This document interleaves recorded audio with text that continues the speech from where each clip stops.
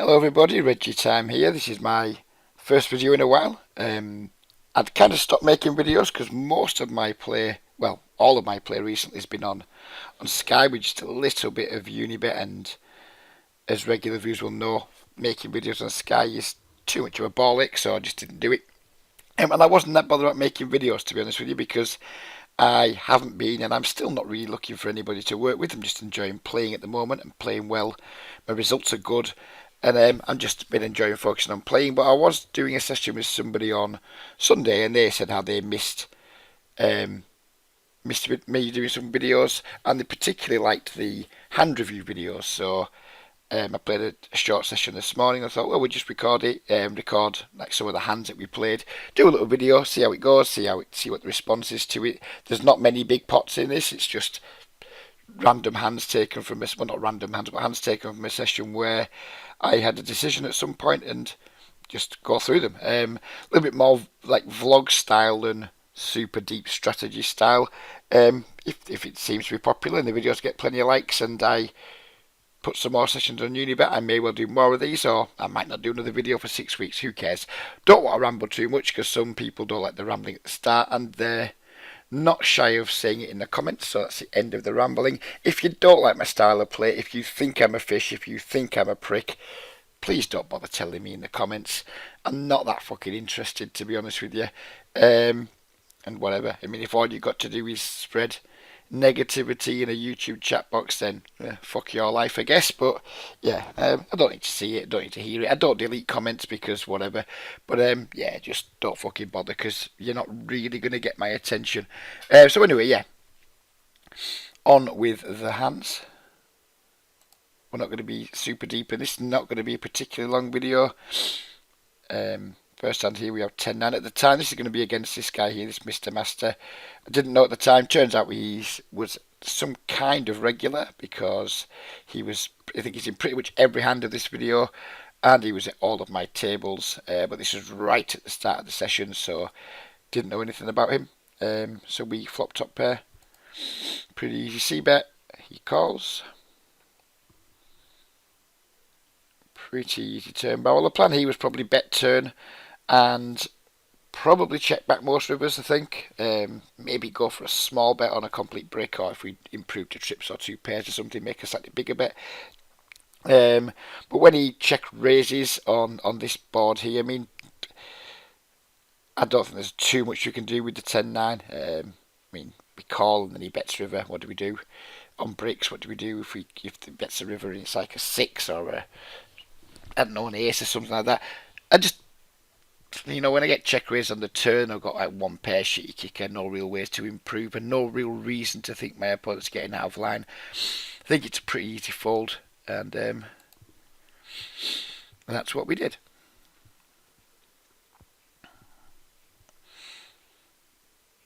On to the next hand. This time we have two jacks. We get min 3 bet from someone who's clearly a fish. Didn't know much about him at the time, but his stack size, the sizing of the 3 bet, we know he's a fish. The plan at this point was to 4 bet and not be thrilled to get it in, to be honest, if he 5 bet jammed, but I would have done. And obviously if someone else comes along, maybe that plan changes, which is what happens here. This player here, who I didn't know much about, he's only at one table, but he's put the cold 4 bet in versus what is effectively a hijack open and min 3 bet the cold 4 bet. In my dark older days, this would just have been a fuck you, at least call. Maybe sometimes just get it in, hoping the fish is going to come along with some dead money. But I've kind of adjusted my play a little bit recently. Not super thrilled to be getting marginal hands in pre-flop. I don't think it's necessarily good for your mindset. Taking like high variance, relatively low EV spots. When you win a lot, you're cool. When you lose a lot, you're fucking frustrated. I think this is probably a marginal spot where we can just fold and not worry too much about it. In the past, I've gone the other way and I'd just make it like, I don't know, 650 or whatever, then just cry when he jammed. So I did elect to fold here. The fish comes along. It's a flop we would definitely been happy with against the fish. The fish bets. When he checks, a lot of the time I'm thinking here, against the fish, he's probably just got like ace king, ace queen, king queen, some stuff like that. Don't necessarily think he's going to have too many big pairs. He certainly shouldn't have against the fish. He's called 4-bet. He's got a really good board against the fish's range here. Of course, he can have some weird stuff that's improved past an overpair, but it's not enough to justify not c-betting here with an overpair. So when he check calls, I'm not really sure, but at the time I was thinking, fuck, my jacks are certainly ahead of this dude and probably ahead of this guy. So I was a little bit disappointed at this point. You had the best hand, and then it goes check on the turn, and I was like, oh fuck, throwing away the pot here. Throwing away the pot, jacks are the best hand. And then he checks again on the river, and we just know, or we're very confident we'd be ahead of this guy. So we're quite disappointed. Given this guy checked the turn, pretty sure my jacks were the best hand and I folded the winner. It turns out he wants to bet on the end, and he calls, and turns out jacks wouldn't have been the winner. So yeah, strange hand, strangely played hand by Lapinas here. I mean, who knows if he gets a c-bet through on this board against c8-9 with just a good shot in the overs. Maybe he loses the bigger pot if he c-bets and like whatever. But I think if he played his hand straightforward, he'd just have won the pot. I think he's kind of, I don't know why he's been scared of this board against the fish. These aren't particularly nice boards, but when you've called 4-bet versus the fish and you've got like an SPR of just over 2, which I think what it was in the flop, you just need to just pile the money in against the fish, and yeah, if they got you beat, they got you beat. Don't like the way this dude played. Obviously, this guy's just played the hand horribly, but he's won, so go fish.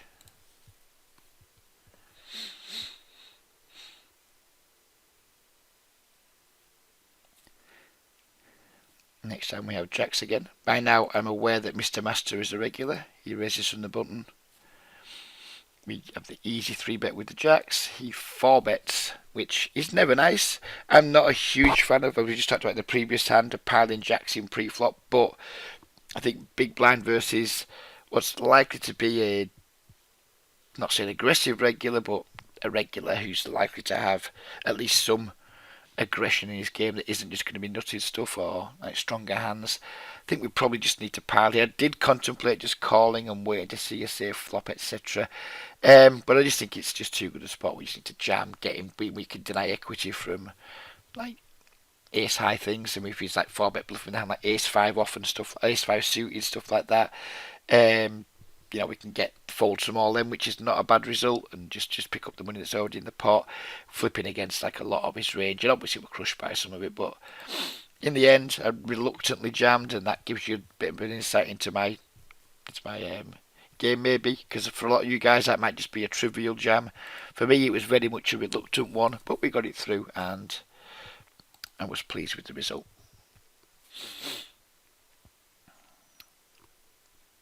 Here we have another interesting spot.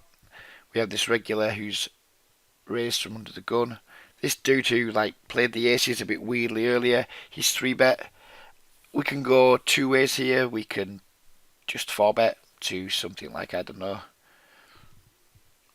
6 maybe, somewhere between 550 and 625 maybe, and then just be really, really sad when one of these two players jams on us. Or we can just call with a strong, slightly under-repped hand on the button. Maybe this guy comes along with another 4-bet, we can back raise, shove, etc. I can definitely go either way with this. On this occasion I elected to just call with the plan of, if this guy came back over the top, I was just going to pile it all in, and if he just calls or whatever, then we've got an under-repped strong hand in position on the button, which isn't the worst thing in the world. So I did just call. Under the gun gets out of the way. We flop the world. He c-bets quite small here. We could just call. We could raise. Obviously we're never folding. That would be utterly absurd. If he'd bet slightly bigger, if he'd made it more upwards of €3, I would definitely just have called. But this bet's just a little bit small. I'm hoping he's got a hand like Ace Jack, Ace 10, maybe, and one of the other Ace Kings that we're pretty much free rolling against. Obviously if he's got a hand like two kings, he's probably just going to bet fold. If he's got two aces or ace queen or something, then we're fucked, of course, but we have equity against all of those hands. I decided I wanted to play for a little bit more, so put a raise in and he folded. Again, probably found a little bit more action in that hand, but if we do get a lot of action, maybe we're going to need to hit to win, which is never a nice place to be in. Queen 10 suited, min raise on the button, flop an open ender, standard c-bet. Our opponent puts a small raise in. He shouldn't have too many strong value hands here. You'd imagine all these big aces to 3-bet in pre-flop. Imagine pocket jacks is 3-bet in pre-flop, so like jack 9, 9, 9, maybe some ace 9 suited is going to be most of his value range. It's going to be like the strongest hands he can have. Like a set of 9s is probably the strongest hand he can have, and maybe you can have like ace jack, ace 9, jack 9, 2. But we're just getting too good a price, so we need to call, which we did. He bets again. I don't think he's got too many bluffs here. I mean, it's just a pretty dry flop. So I'm not really sure what bluffs he can have. Some of his bluffs he did have on the flop, like if he had like a king 10 suited in like clubs or spades, then maybe he's just got there now. Well, not maybe, he will have just got there now. But again, we're just getting too good a price. We now have a pair and an open ender. He's betting small enough where we can just call here and decide on rivers, which is what we did. Not a particularly exciting river. He checks, we check back, and he had the ace-3 offsuit. Don't like his line at all there. Pre-flop he should just fold.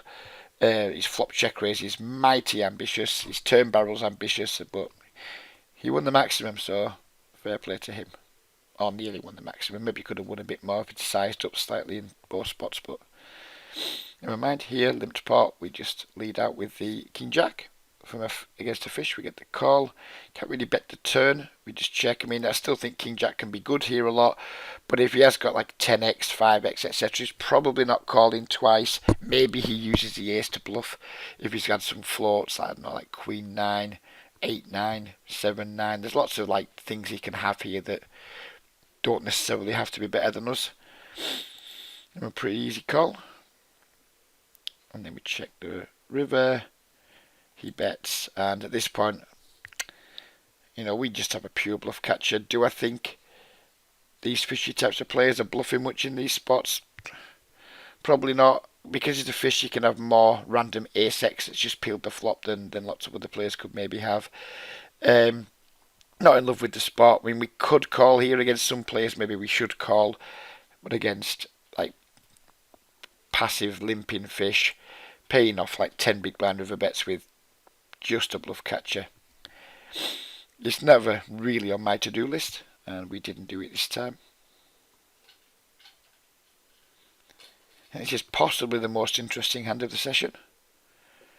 We call out the small blind with 2 5s. We get a pretty good flop, and we check call. A really good turn card, I think, versus this price. I mean, it's just a sizable bet, well, like 2/3 pot, something like that. But with a pocket pair and an open ender here versus some ace-x that could just be barreling, given it's picked up a flush draw, given it's picked up a gut shot or whatever. It's just too early to fold the pocket 5s, I think. So I call again. And a relatively safe river. My opponent bets again, and I was torn here because we had the last hand where we had like probably a stronger hand than we have here. Even though it's still only one pair and still a bluff catcher. But there's like lots of stuff that's missed here. We block 5-6 really hard. We don't block diamonds. We don't block like any of his ace-x, apart from like some ace-5 suiteds. It just seemed like a spot where we probably needed to bluff catch against someone who I thought was a regular. This player's at a few tables. Yeah, it just felt like we had a decent hand to try and bluff catch with, given that we do block like a lot of the stronger stuff and we don't block that many of his bluffs. So I decided this was a time I was going to be a hero.